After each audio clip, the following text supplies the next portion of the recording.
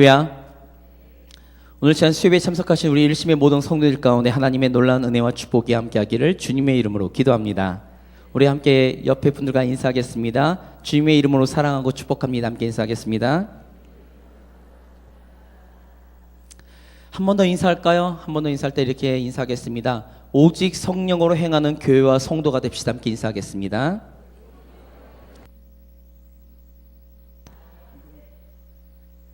우리 성도님들 혹시 한라봉 좋아하시나요? 갑자기 생뚱맞게 설교 처음부터 무슨 한라봉 얘기를 하는가. 저녁 드시고 오신 분들은 아마도 디저트로 생각하시지 않을까 생각됩니다. 한라봉 좋아하시죠? 저는 원래 신 음식을 별로 안 좋아합니다. 시큼한 음식을 별로 안 좋아해서 제가 과일을 잘 안 먹거든요. 근데 한라봉은 그래도 맛은 있더라고요. 그래서 저도 종종 잘 먹습니다. 그런데 얼마 전 뉴스가 나왔어요. 뉴스를 제가 잠깐 이렇게 인용해 드리면 이렇게 이야기했습니다. YTN 뉴스 1월 19일자 뉴스입니다. 그 뉴스가 이런 제목이었어요.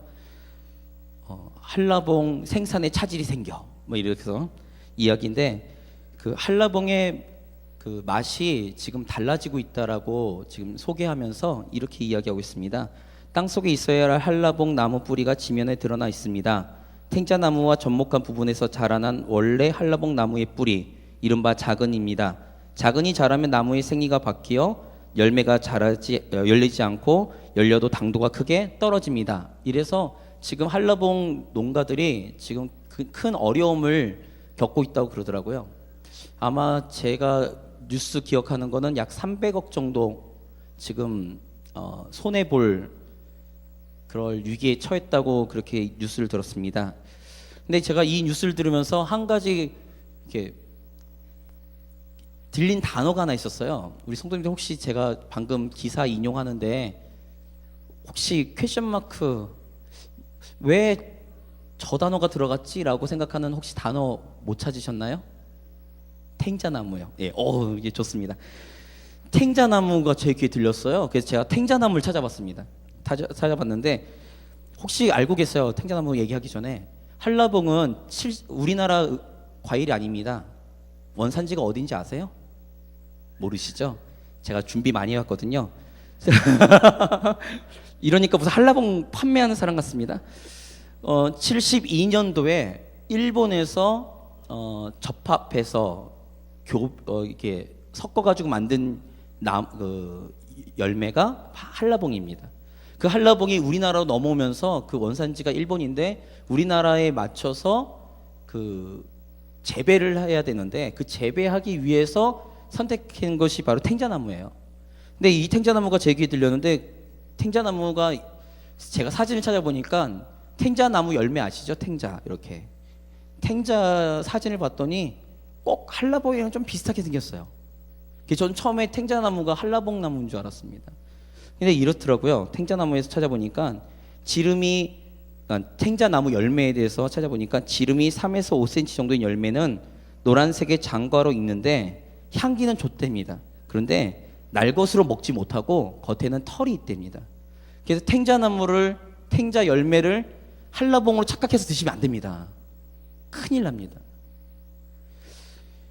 그러니까 탱자나무 열매는 먹으면 안 돼요. 그래서 좀 더 찾아봤습니다. 원래 한라봉은 일본에 들어오는데 국내에 들어오면서 국내 품종으로 개량하기 위해서 접붙이를 했는데 그 접붙이한 나무가 탱자나무예요. 제가 어릴 때 중학교 때인가 과목 중에 이런 과목을 들었습니다. 농업이요. 참고로 제 얼굴과 제가 농업 배웠다고 하니까 제가 시골에서 자란 줄 아시는 분들이 계실까봐 제가 말씀드리는데 저는 태어난 게 논현동이고 자란 것은 역삼동입니다. 농업과는 전혀 상관없는 데서 자랐는데도 불구하고 중학교 때 농업을 배웠어요. 농업이란 과목을 배우면서 제가 그때 알았던 게 뭐냐면 접붙이에요. 접붙이라는 것은 어떤 그 나무 묘목에다가 다른 가지들을 붙여가지고 새롭게 어떤 그런 것들을 내주는 그런 걸 젖붙이라고 이야기하는 거죠. 이 젖붙이를 가지고서 지금 우리가 맛있게 먹고 있는 한라봉이라는 게 탱자나무와 젖붙이를 한 한라봉 열매입니다. 근데 그 열매가 지금 잘못돼 가지고 요즘 아마 올해 한라봉이 많이 안 나올 거라고 그렇게 이야기를 하더라고요. 제가 왜 지금 장황하게 꼭 한라봉 판매하는 판매원처럼 막 이렇게 장황하게 설명했느냐? 오늘 제가 본문을 요한복음 15장으로 선정하고 그 젖붙이에 대한 이야기하면서 우리의 구원과 신앙의 자세, 신앙 모습에 대해서 설명을 하려고 했는데 아주 하나님께서 예화로 최신 따끈따끈한 기사로 그 한라봉 얘기를 저에게 던져주셔서 지금 그 얘기를 좀 잠깐 했습니다. 오늘 본문의 말씀은 포도나무 비유입니다. 우리가 잘 알고 있는 말씀이기도 해요. 이 잘 알고 있는 말씀이면서도 우리가 이 말씀의 핵심을 잘 모를 때가 있습니다. 우리는 신앙생활을 스타트합니다. 우리는 믿음 생활을 합니다. 교회 생활을 합니다. 라고 하면 제일 먼저 듣는 이야기가 뭐냐면 복음입니다. 복음의 핵심이 무언가요? 우리 성도님들, 제가 복음의 핵심이 무엇입니까? 라고 이야기하면 아마 대부분 예수 그리스도의 십자가가 부활이라고 이야기하시겠죠. 예, 맞습니다. 예수 그리스도의 십자가가 부활입니다. 그런데 그것이 우리에게 은혜가 되기 위해서 하나님께서 우리에게 길을 내신 것이 뭐냐면 믿음으로 말미암아 구원을 받는다. 믿음이거든요. 그래서 우리가 흔히 알고 있는 이 칭의, 나를 의롭다 여겨주시고 의롭다 이야기하시는 이 하나님의 말씀 가운데 이 개념을 누가 정리했냐라고 대부분 많은 분들이 알고 계시냐면 바울 사도에 대해서 이야기하고 있어요. 바울 사도가 로마서를 통해서 의는 믿음으로 말미암아 살리라 해서 믿음으로 우리는 구원을 받고 우리를 의롭다 여겨주신다라는 이 사실에 우리는 감격과 기쁨을 누리죠. 근데 이 칭의에 대한 부분을 바울 사도는 로마 서신이라는 그 장황한 논리 정연한 이야기로 딱딱하게 이야기하셨는데 우리의 너무나도 좋으신 예수님께서 그 칭의에 대한 부분들 그리고 앞으로의 신앙생활을 어떻게 해야 될 것인지에 대해서 너무나도 적절한 비유로 우리에게 말씀하신 본문이 바로 요한복음 15장입니다. 오늘 이제 본문의 말씀을 살펴보면서 왜 제가 이런 얘기를 하는지에 대해서 차근차근 살펴보려고 합니다. 우리 말씀 같이 보겠습니다. 말씀 보겠습니다. 1절 2절 같이 읽겠습니다. 시작. 나는 포도나무요 내 아버지는 농부라. 물은 내게 붙어 있어 열매를 맺지 아니하는 가지는 아버지께서 그것을 제거해 버리시고 무릇 열매를 맺는 가지는 더 열매를 맺게 하려 하여 그것을 깨끗하게 하시느니라. 1절과 2절 말씀 보니까 예수님은 포도나무고 하나님은 농부랍니다. 그리고 우리는 뭐죠? 가지입니다.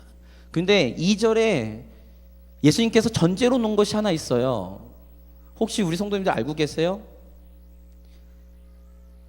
붙어있는 가지라는 표현. 2절 초반부에 보니까 무릇 내게 붙어 있어 라는데 요거를 우리가 그냥 읽어버리면 아무런 의미가 없습니다. 근데 아셔야 될 게 뭐냐면 가지는 원래 그 줄기에 붙어 있어요. 아닌가요? 표정들이 전부 다 왜 그런 표정들로 저를 쳐다보시는지.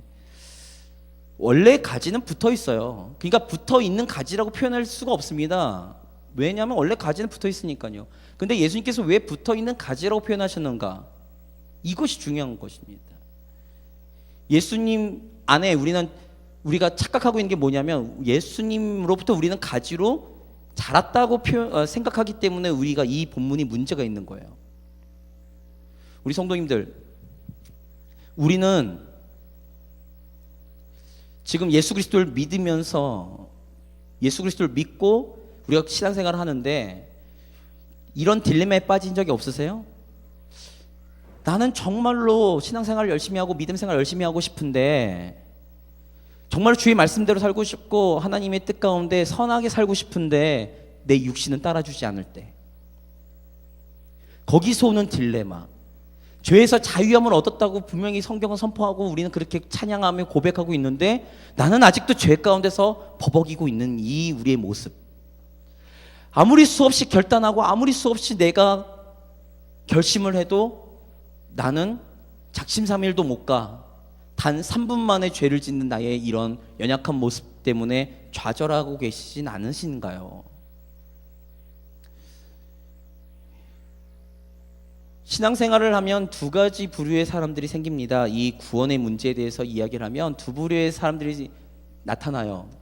첫째는 어떤 사람들이냐면 그래, 하나님께서 나를 창세전부터 나를 선택하셔서 나를 구원하셨으니, 그리고 믿음으로 말미암아 구원을 얻는다고 했으니, 나의 행위와 나의 공로와는 상관없이 믿음으로 구원받는다고 했으니, 그러면 나는 이제 내 자유분방하게 살리라.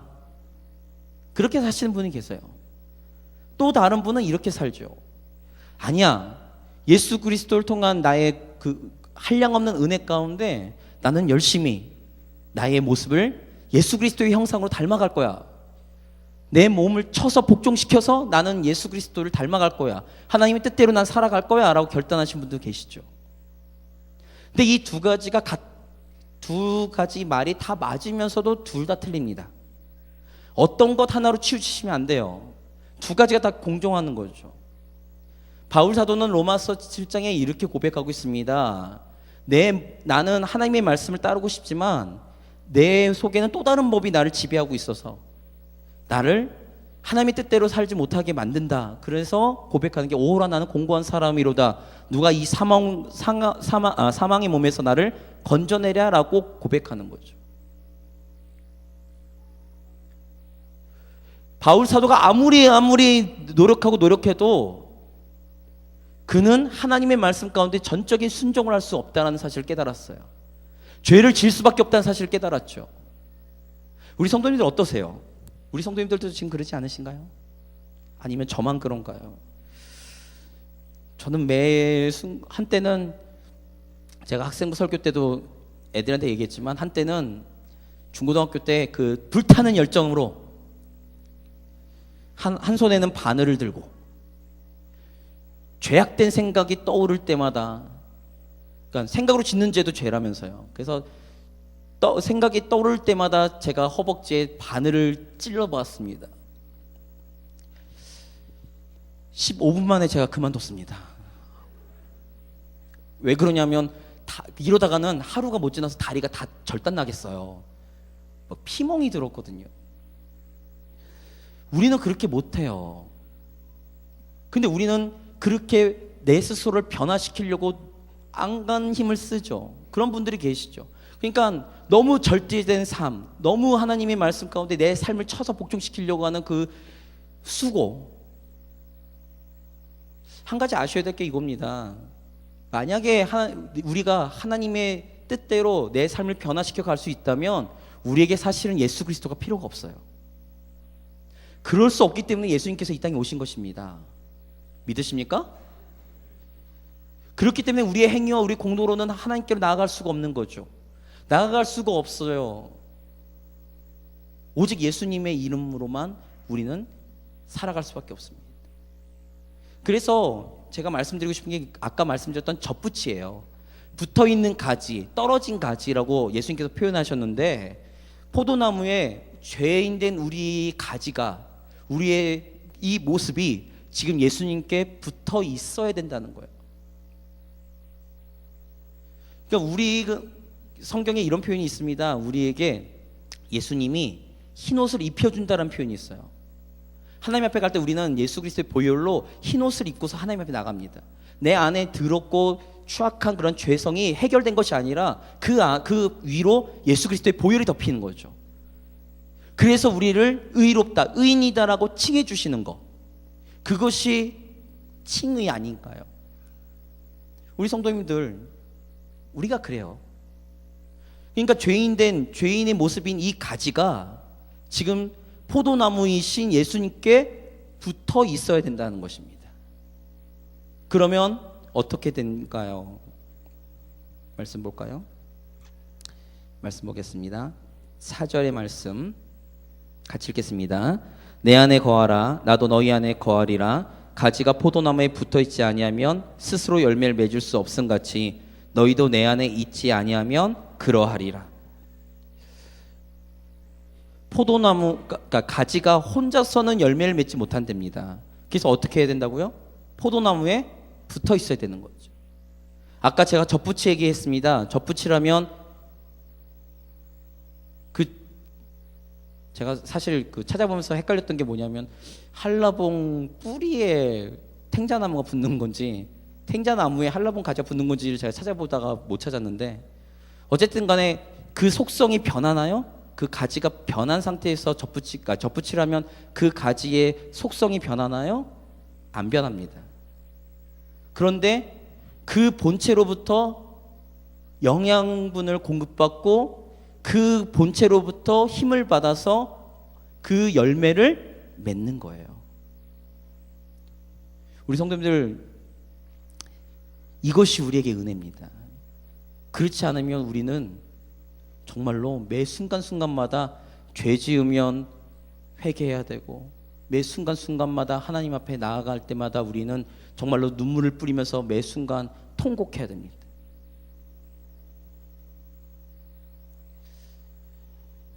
구원은 그래요.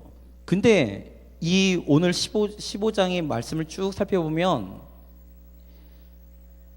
포도나무에 가지가 붙어 있어야 된답니다. 붙어 있어야 된다는 거죠. 그래야 된답니다. 5절부터 읽겠습니다.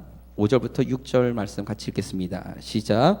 나는 포도나무여, 너희는 가지라. 그가 내 안에, 내가 그 안에 거하면 사람이 열매를 많이 맺나니 나를 떠나서는 너희가 아무것도 할 수 없음이라. 사람이 내 안에 거하지 아니하면 가지처럼 밖에 버려져 마르나니 사람들이 그것을 모아다가 불에 던져 사르느니라. 포도나무에 붙어 있으면 열매를 많이 맺습니다. 근데 6절의 말씀 보니까 가지처럼 거하지 아니하면 마른답니다. 그리고 버려진다는 거죠. 그럼 이 얘기를 하면 이제 우리 성도님들이 오해하시는 게 이거예요. 그러면 믿음으로 구원을 얻는다는데 행위도 필요한 것인가? 뭐 이런 좀 애매한 그런 발언처럼 들릴지 모르겠지만, 제가 오늘 말씀을 우리 성도님들과 함께 나누고 싶은 거는 요지는 이겁니다. 뭐냐면 신앙생활이라는 것이요, 구원도 나중에 우리가 보겠지만 구원은 예수님께서, 하나님께서 우리를 미리 부르셨습니다. 우리가 하나님께로 나아간 것이 아니라 하나님의 부르심 가운데 우리가 하나님의 백성이 되고 예수 그리스도를 통한 하나님의 자녀가 된 거죠. 그것에 대한, 구원에 대한 부분들이 그것을 문제시 삼는 것이 아닙니다. 뭐냐면 내가 내 신앙을, 내 신앙생활을, 내 믿음 생활을 내 힘으로 하려고 한다는 것에 한계가 있다는 거예요. 그러면 절대, 제가 예언 하나 하는데, 예언의 은사는 없지만 예언을 하나 하면, 그러면 아마도 우리 성도님들 그렇게 내 힘으로 신앙생활을 하려는 모든 분들은 다 실족하실 겁니다. 안 되거든요.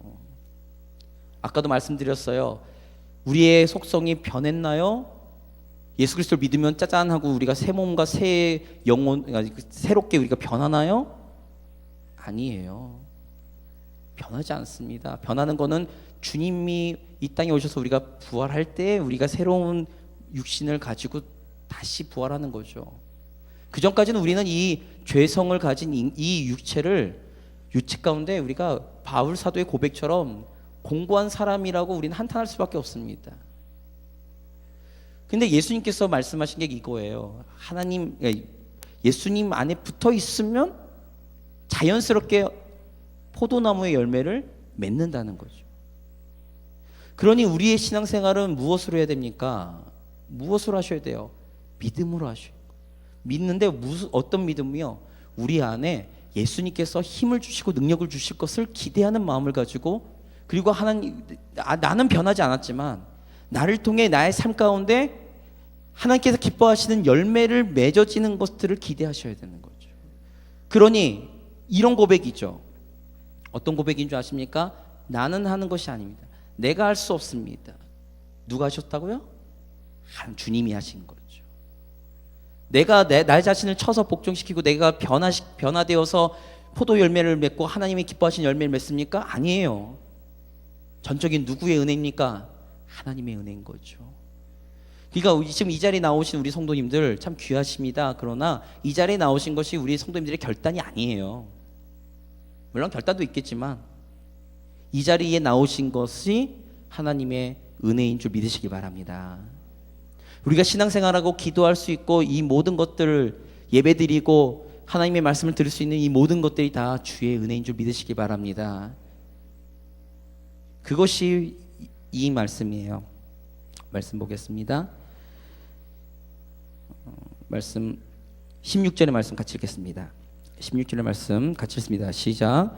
너희가 나를 택한 것이 아니요 내가 너희를 택하여 세웠나니 이는 너희로 가서 열매를 맺게 하고 또 너희 열매가 항상 있게 하여 내 이름으로 아버지께 무엇을 구하든지 다 받게 하려 함이라. 예수님의 계획은 여기 있습니다. 우리가 예수님을 택한 것이 아닙니다. 예수님이 우리를 택하셨습니다. 예수님께서 우리를 택하셔서 어떻게 하시려고요? 열매를 많이 맺게 하기 위해서입니다. 근데 그 열매를 맺게 하는데 문제가 있어요. 여러 가지 장애물이 있는 거죠. 우리가 신앙생활하면서 우리가 삶을 살면서 그 장애물과 어려움 가운데 우리가 항상 넘어질 때가 있습니다. 그래서 우리에게 하나님께서 허락하신 게 무엇이냐면 바로 기도입니다. 무엇을 구하든지 하나님께서 주신대요. 우리가 주님 안에 거하고 있으면, 주의 사랑 안에 거하고 있으면, 우리가 믿음으로 주님을 붙들고 있으면 우리가 구하는 것, 우리의 필요한 것들을 주님께서 아셔서 그것들을 다 공급하여 주신다고 약속하셨습니다. 그러니 우리가 그 기도의 능력을 경험한 사람들이 신앙생활은 재밌죠. 그래서 저는 기도에 대해서 두 가지로 표현합니다. 한 가지는 뭐냐면 기도는 마스터키입니다. 어떤 문제이든 간에 기도라는 마스터키를 꽂으면 그 문제는 열리고 풀릴 줄 믿으시기 바랍니다. 또 한 가지는 이렇게 가끔 제가 이렇게 표현합니다. 파도를 타는 서핑보드와 같다고요. 기도라는 것은 여러 가지 어려움 가운데 파도가 높게 쳐서 우리의 삶 가운데 막 우리한테 덮쳐올 때에 기도는 서핑보드가 되어서 그 어려움들을 내가 즐기고 타고 넘어갈 수 있고 하나님의 역사를 바라볼 수 있는 그러한 도구가 된 줄 믿으시기 바랍니다. 그러니 우리는 신앙생활 하는데 때로는 좀 좌절이 될 수도 있지만 우리에게는 기도라는 무기가 있기 때문에 그 무기를 사용해서 우리는 신앙생활을 잘 해나갈 수 있는 거죠. 그러면 우리가 이제 마지막으로 한 가지 알아야 될 게 뭐냐면 또 한 가지 궁금한 게 또 있죠. 그러면 하나님께 기뻐하시는 열매는 무엇인가 이겁니다. 열매는 무엇인가? 그 열매는 이것입니다. 12절 말씀 같이 읽겠습니다. 같이 읽습니다. 내 계명은 곧 내가 너희를 사랑한 것 같이 너희도 서로 사랑하라 하는 이것이니라. 열매는 무엇인가요? 사랑입니다. 우리의 삶 가운데 사랑이에요. 첫째로는 하나님을 향한 사랑, 둘째로는 우리의 이웃을 향한 사랑입니다. 우리의 가운데 열매는요, 하나님께서 원하신 열매, 예수님께서 원하시는 열매, 그 열매를 통해서 세상 가운데 예수님의 제자인 것을 보여주기 위한 한 가지가 그 열매가 무엇이냐면 바로 사랑입니다. 그러니 우리 가운데 지금 내 삶 가운데 사랑이 있는가? 그걸로 하나님과의 친밀도를 점검해 보실 수 있지 않을까요?